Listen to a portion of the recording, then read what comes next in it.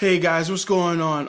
I usually don't do video Facebook posts, but I decided I wanted to do a little bit more video Facebook posts since I'm getting out there in the entrepreneurship world, and so I'm just kind of doing this and letting it fly away. So I had some stuff on my mind that I wanted to share with you guys, and especially black men, I wanted to share, and black women, you could take note as well.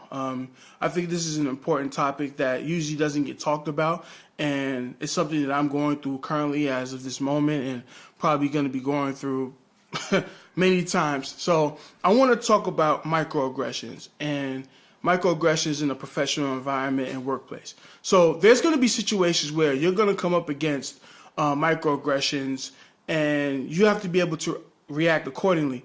So a lot of times as black men and women, when we get into a workplace or any type of professional environment, there are going to be people that are just going to be just against us or think that we're not smart enough, or, they have some undercover innuendo or agenda against us. So we have to be aware of that.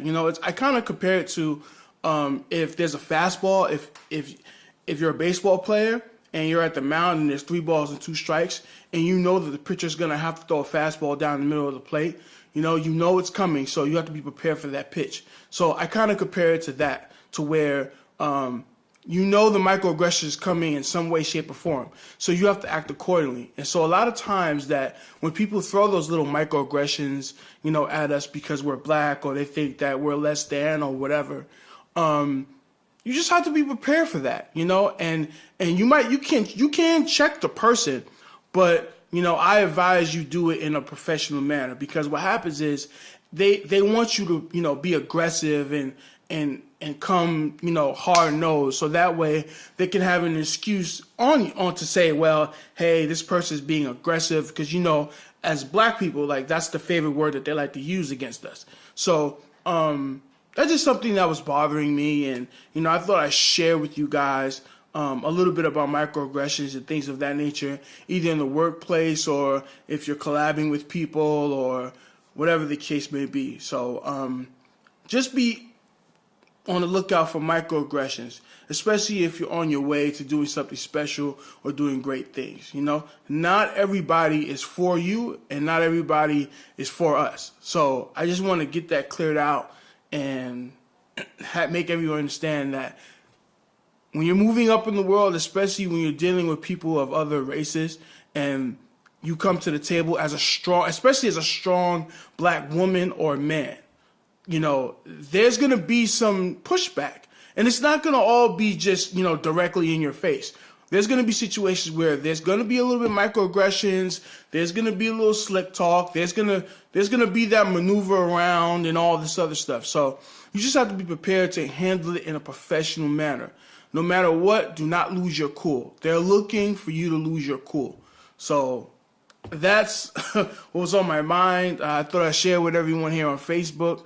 Also, if you don't know, I have a podcast. It's called I Tell the Truth Even When I Lie. I talk about black leadership and black entrepreneurship and promoting that throughout San Diego County and also Orange County and Los Angeles involved. So I'm just now getting ready to kind of interview people on video and develop a YouTube page. So I thought I'd give this a try and let people know that I'm going to do that, and I'm going to call all the potential people to interview to let you guys know who's out there doing the damn thing here in San Diego. So also, tomorrow I'm going to put out a new episode of the podcast, I Tell the Truth Even When I Lie. So some of the things I'm going to talk about, community organization. I had recently went into a supermarket, in the urban area here in San Diego, and I didn't like the organization, how it was set up, and there's a certain how it relates to